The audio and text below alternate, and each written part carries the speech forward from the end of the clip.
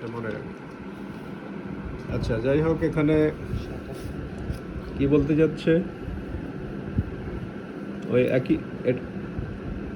একই ব্যাপার। এখানে অকেজ হয় যে 2 লাখ টাকায় বিক্রি করা হচ্ছে। এই মেশিনটি 3 লাখ টাকা মূল্য ছিল। 3 লাখ টাকা মূল্য দিয়ে বাকিতে ক্রয় করছিল। তাহলে বাকিতে ক্রয় করলে কি ক্যাশ পেমেন্ট হবে? না স্যার, প্রদেয় হিসাব। প্রদেয় হিসাব ক্রেডিট হবে। তাদেরকে যখন আবার পেমেন্ট করবে তখন প্রদেয় ডেবিট, নকডাউন ক্রেডিট হবে।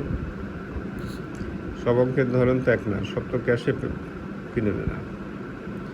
ক্যাশে কিনলে তখন যন্ত্রপাতি ডেবিট, ব্যাংক ক্রেডিট দিবা। ক্যাশে না কিনলে যন্ত্রপাতি ডেবিট, পাওনাদার ক্রেডিট। পাওনাদারকে যখন আবার পেমেন্ট করবে পাওনাদার ডেবিট, পাওনাদার ডেবিট, নকডাউন ক্রেডিট দেখাও। ক্লিয়ার? এই হচ্ছে ব্যাপার। এখানে এই মেশিনের 22 সালে কিনছে, আর 23 সালের 1 জুলাই তারিখে গিয়ে মেশিনটি অকেজ হওয়াতে 2 লাখ টাকায় বিক্রি করা হয়। তাহলে এখানে এই মেশিনটির বর্তমান মূল্য বের করতে হবে তোমার। মেশিনটি 3 লাখে কিনছিল না? হ্যাঁ, তো 3 লাখ টাকার মেশিনের উপর 22 সালে অবচয় হয়েছে কত? 10% হারে। তোমার খাতা ওটা? খাতায় লিখে রাখবো নাই।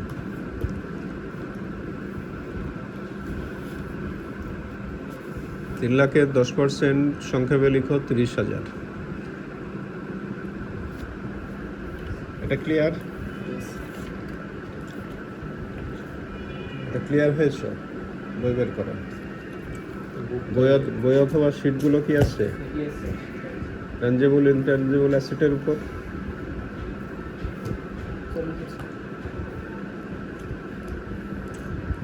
তারপরে 22 সালে তাহলে ডেপ্রিসিয়েশন ধরলাম 30,000।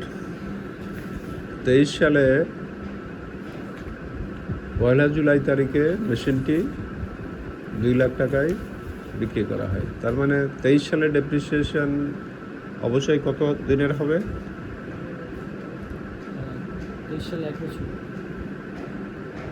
1 জুলাই বিক্রি করে দিচ্ছে।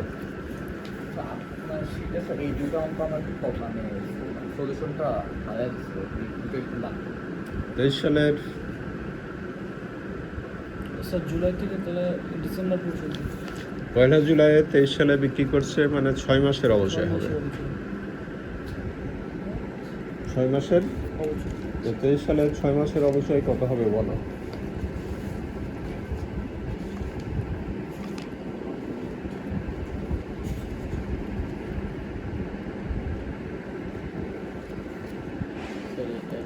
আর আর কোথায় ট্যানজিবল ইনট্যানজিবল অ্যাসেট চ্যাপ্টারে কি কোথায় আছে বের করো।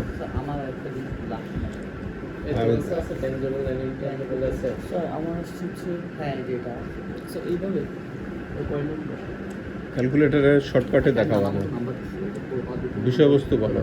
স্যার সেটা হচ্ছে 3 লাখ টাকার উপর 6 প্রথম বছরে কি 6 ডিভাইড বাই 12। রোমাসমানজের পদ্ধতিতে অবচয় বাদ দিয়ে অবচয় ধরা হয় না? প্রথম বছরে অবচয় ধরা হয়েছে কত? 30,000। 30,000 বাদ দিলে 2,70,000 উপর 10% হারে 6 মাসের অবচয় কত হয় বলো?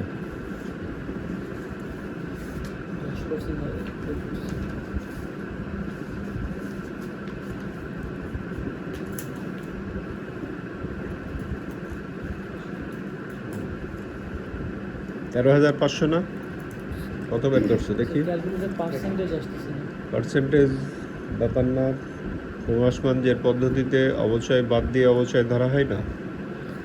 30,000 টাকা বাদ দিলে 2,70,000 টাকার মেশিনের উপরে 10% হয় 27,000।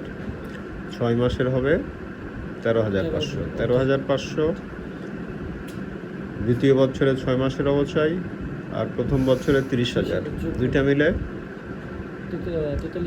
43,500। এখানে দেখো এই পুঞ্জীভূত অবচয় লেখা আছে।